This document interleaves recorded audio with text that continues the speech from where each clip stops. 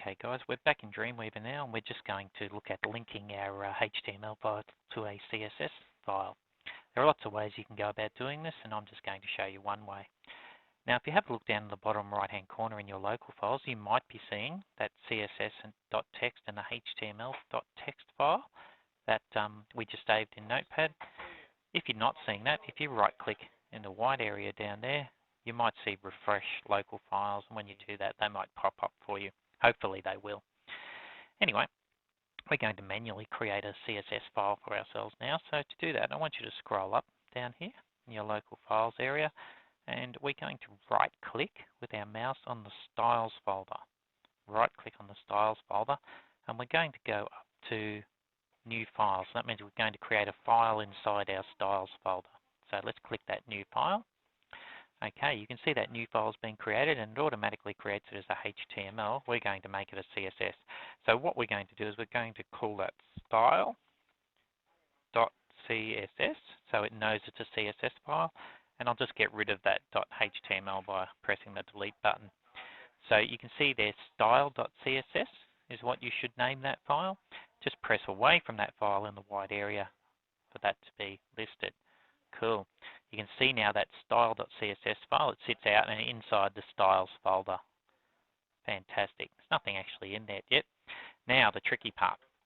We're going to now come back to our index file over here, and we're going to link our HTML file to that CSS file.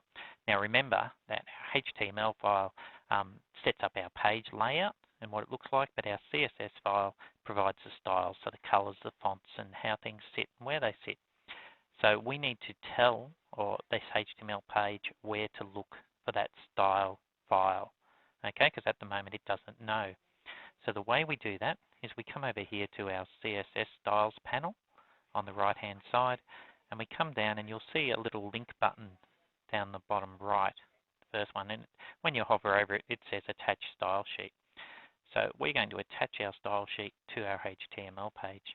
So we click that button, and what we do is we look up here and we see where it's looking for that file. Now, fortunately for me, it's actually looking in the exact right spot. Yours might not be looking in the right spot, but mine's looking in the styles folder, which is down here, and it's looking for a file called style.css, which is our file. Fantastic.